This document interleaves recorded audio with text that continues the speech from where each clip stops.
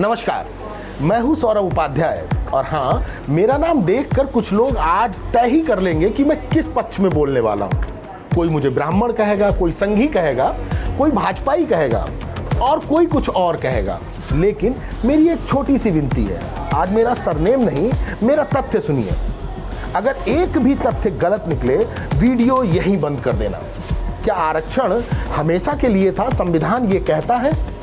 एक सवाल पूछता हूं, अगर मैं कहूं कि भारत के संविधान में कहीं भी ये नहीं लिखा है कि आरक्षण हमेशा रहेगा, तो क्या आप इसे सच मानेंगे?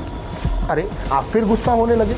गुस्सा मत कीजिए, पहले संविधान की बात करते हैं, राजनीति की नहीं। आज सोशल मीडिया पर दो तरह के लोग मिलते हैं। पहला, जो कहता है आरक्षण खत्म कर दो। दूसरा, जो कहता है आरक्षण को छूना भी मत। लेकिन सबसे कम लोग वो हैं जो संविधान पढ़कर बात करते हैं। आज मैं वही करूंगा। संविधान का अनुच्छेद 15 राज्य को सामाजिक और शैक्षणिक रूप से पिछड़े वर्गों के लिए विशेष प्रावधान बनाने की अनुमति देता है। अनुच्छेद 16 सरकारी नौकरियों में पर्याप्त प्रतिनिधित्व न होने पर आरक्षण का प्रावधान देता है। ध्यान रखिए, संविधान आरक्षण देना ही होगा ये नहीं कहता, बल्कि राज्य विशेष प्रावधान बना सकता है ये जरूर कहता है। यानी ये एक सक्षम बनाने वाला प्रावधान है। ये हुई एक बात। अब आते हैं डॉक्टर भीमराव अंबेडकर पर। उन्होंने संविधान सभा में बार बार कहा, भारत में सदियों का सामाजिक अन्याय खत्म किए बिना समान अवसर की बात अधूरी होगी। यानी आरक्षण किसी पर एहसान नहीं था, बल्कि सामाजिक न्याय का एक संवैधानिक उपाय था। लेकिन यहीं से दूसरा सवाल भी शुरू होता है। अगर कोई नीति 1950 में बनी थी, तो क्या 75 साल बाद उसकी समीक्षा नहीं होनी चाहिए?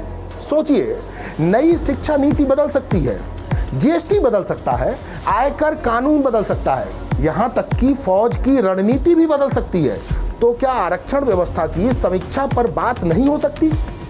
अब एक बहुत महत्वपूर्ण बात, सुप्रीम कोर्ट ने कई फैसलों में कहा है आरक्षण का उद्देश्य पर्याप्त प्रतिनिधित्व और सामाजिक न्याय है। साथ ही 1992 के इंदिरा साहनी यानी मंडल फैसले में अदालत ने यह भी कहा कि सामान्य परिस्थितियों में आरक्षण 50% से अधिक नहीं होना चाहिए। यानी अदालत भी समय समय पर आरक्षण व्यवस्था की सीमाओं और स्वरूप पर विचार करती रही है।